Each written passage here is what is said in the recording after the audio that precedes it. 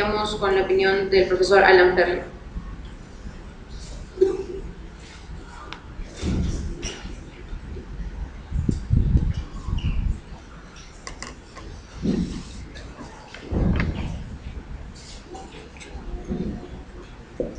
Primer elemento a ratificar es el tema de la práctica católica o respeto a los valores cristianos que todos profesamos en el campus y en la universidad. Y es más, todos los que somos nombrados como profesores en esta universidad firmamos, ¿cierto?, al momento de ingresar una declaración que justamente, explícitamente señala ese respeto a los valores cristianos, a la convivencia, a la solidaridad, a los elementos que fueron enfatizados por el profesor Quintanilla. Eso permite también que personas de otros credos, de otras posiciones, de otras religiones, participen de la vida del campus siempre y cuando, digamos, haya ese respeto. Entonces, esa práctica cristiana, católica, de tolerancia, de respeto al otro, existe en la universidad. Entonces, el primer elemento, y uno de los que me preocupa, más allá del tema de los bienes o incluso la elección del rector, es ese tema, o sea, ¿no?, que se cuestione que una universidad católica construida generación tras generación no cumpliría con esos requisitos. O sea, ¿cuáles son los criterios a partir de los cuales, o los estándares a partir de los cuales se define que ese cumplimiento o no, o esa pluralidad, o esa coexistencia de diferentes sectores, ¿no?, que han construido esta universidad? Incluso en el pasado, un colega no fue elegido decano de una facultad porque estaba divorciado. Ese elemento, ¿no?, el divorcio, jugó, ¿no?, una situación en contra en términos de un colega que eventualmente podría, o no, dependiendo de la elección, pero podría haber salido elegido por sus pares y por los estudiantes como una autoridad. Entonces, es muy delgada esa línea entre, ¿no es cierto?, abrir un espacio para una supervisión externa, ajena a lo que es la vida universitaria, que diga qué cosa es o qué no es, más aún considerando que el Cor de Ecclesia, varios de los colegas y el equipo rectoral han presentado más de una vez, ¿cierto?, que se estaría, desde nuestro punto de vista, respetando, o estaríamos plenamente adecuados en ese punto, ¿no? Y si ustedes recuerdan o asistieron a la presentación o la inauguración del año académico, hubo un discurso de orden de la doctora Pepi Patrón, donde, hablando sobre la investigación, sobre ciencia y la relación con el desarrollo y desempeño de los avances de los paradigmas a través del tiempo, se mostró, ¿no es cierto?, cómo esta universidad recogía ese tipo de visión universal, este tipo de cambio, ¿no?, de los enfoques, del diálogo, de la razón y la fe, como también ha dicho más de una vez nuestro rector, el doctor Salomón León. Entonces, desde nuestro punto de vista, los márgenes son muy estrechos. ¿Qué cosa es lo que se puede negociar? Yo creo que muy poco, digamos. O sea, de los 3 puntos que alguien haga de censor del comportamiento privado, de la concepción que tienen los estudiantes o profesores, yo creo, como dijo el profesor Quintanilla, eso es inaceptable. Que un ente externo, que no es dueño o propietario de los bienes, pueda decidir sobre las inversiones o tener injerencia en eso, a mí también me parece inaceptable. Que obispos o gente de la iglesia, que es miembro de la asamblea, pueda participar en la fiscalización, en la gestión de estos bienes, yo no le veo ningún problema. Pero si es que es elegido desde el seno de la propia universidad, desde la asamblea universitaria, no desde un elemento externo. Y el tema de la elección del rector, bueno, estaríamos violando también la ley universitaria, porque es la asamblea universitaria la que define, ¿no? Y lo que quiero decir es, para terminar y no pasar el tiempo, más bien dialogar y discutir, es que este tema de la elección del rector, de las cartas y de las exigencias, no lo hizo un ente eclesiástico del Vaticano. Quien le entrega la carta al rector es el secretario de Estado. Es el secretario de Estado del Vaticano en el que le entrega la carta, ¿no? Que en un diálogo de 10 minutos, inmediatamente después salió a los medios, ¿cierto?, esa carta. Entonces aquí también puede haber un conflicto Estado-Iglesia, en términos de, ¿no?, secretario del Estado Vaticano que plantea que te sujetes, ¿no?, a derecho canónico frente a una universidad creada, ¿cierto?, en relación con la Iglesia, pero no de propiedad de la Iglesia, que se rige por la ley universitaria.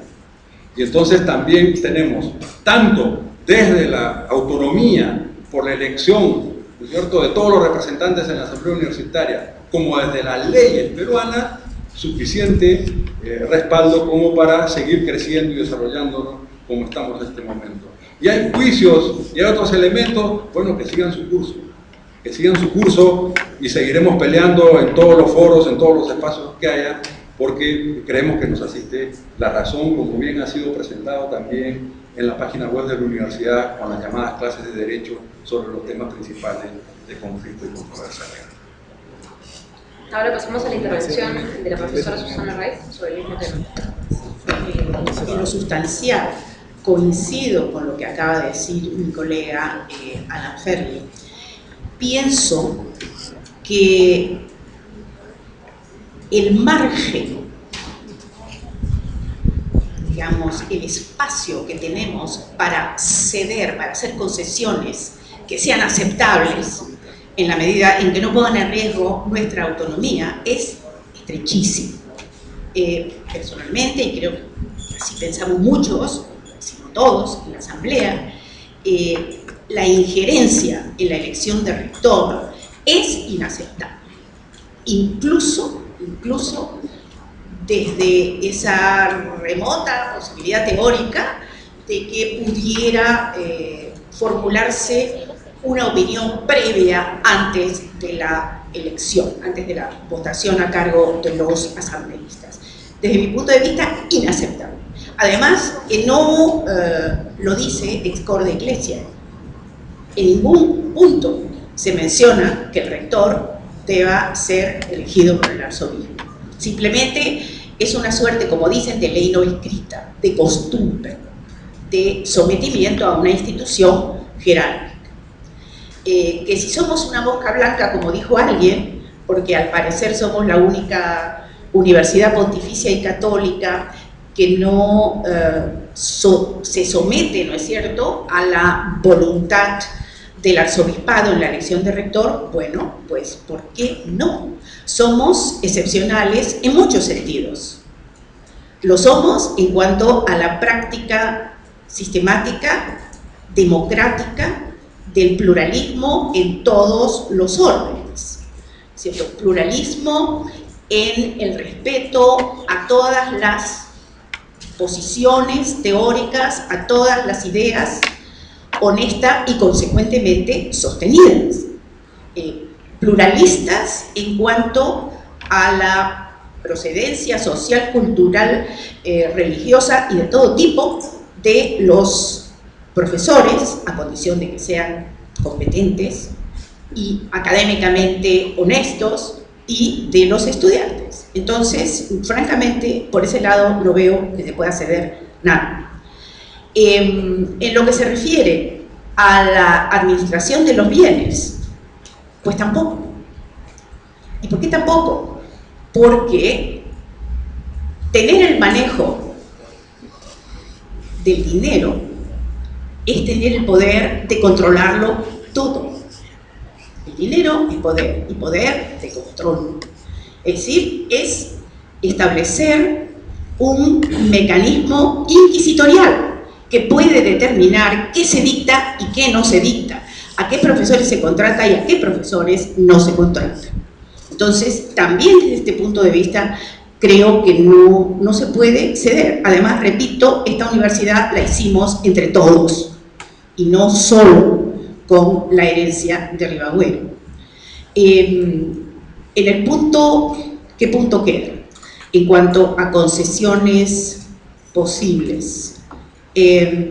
Bueno, en la que sí yo estaría de acuerdo, es así, es en una participación sistemática y tal vez en un número algo mayor de los obispos en el trabajo de la Asamblea y en el trabajo de comisiones. Perfecto, abriríamos las puertas a que los obispos se integren a las comisiones de presupuesto, a las diversas comisiones en las que todos nosotros trabajamos para que esta universidad funcione de la mejor manera, pero como miembros de un órgano democrático, democráticamente elegido.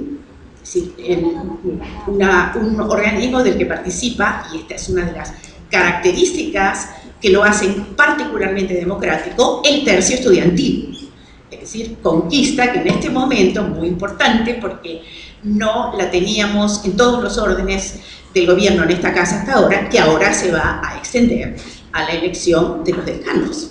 Entonces, a todo esto no podemos renunciar. Por último, ¿qué ganamos si cediéramos en todo esto?